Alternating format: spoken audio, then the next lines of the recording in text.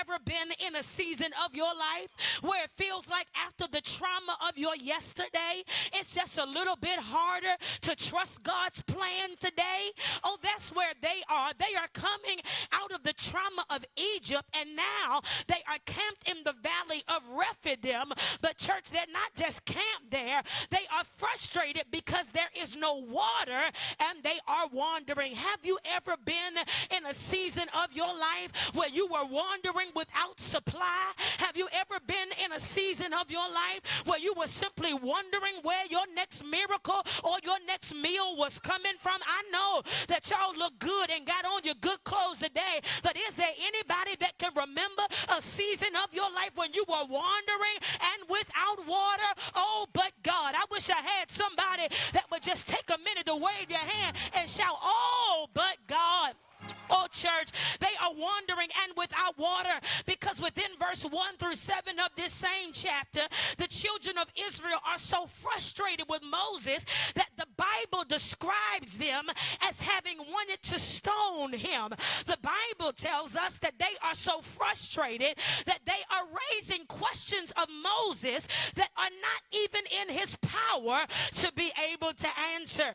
And while I'm sure that each and every one of us can identify with what it is to wrestle with trusting God and being in seasons where there seems to be more questions than answers, the problem that I must continue to illuminate before you today is that the enemy is on its way. Would you do me a favor and tap your neighbor and tell him, neighbor, don't you dare sleep. There is a devil that is on the loose. Come on here. For the Bible would help us to understand that while the people are complaining and wrestling with transition, Amalek is on the sidelines lurking to attack. In other words, church, their struggle with transition does not eliminate enemy attack. No, in fact, it's typically in transition when the enemy tries to step in and have his way. For the Bible tells us that right there in the tension of transition and simply without warning, Amalek shows up ready to attack. And don't you know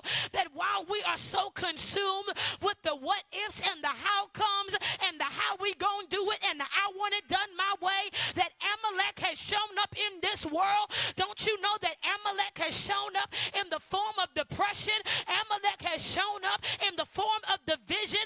Amalek has shown up in the form of disillusionment. Amalek has shown up in the form of divorce. Amalek has shown up in the form of deception. Amalek has shown up to attack, and he's attacking our families. He's attacking our culture. He's attacking our peace. He's attacking the world every day. And while I know that pushing our personal agendas and playing politics in church, while I know plotting to become more polarizing have become a part of the priority of some that call themselves the church, I would venture to suggest that we do not have the luxury of sitting here complaining about what was or what used to be, because there is an attack that is here right now, and it's time for you to take your place. Do me a favor, touch your neighbor and tell them, neighbor, it's time for you to take your place. You got to take you got to take your place. And that's what I believe that Moses is here to show us. He's here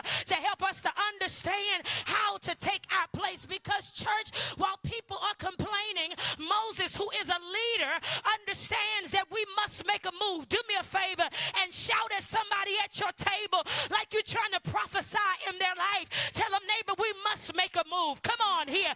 Even when the people don't understand, we must make a move. Even when they are uncomfortable with transition, we must make a move. Even when they don't like our direction, we must make a move. I wish I had some forward thinkers who would shout at me, we must make a move. Yeah.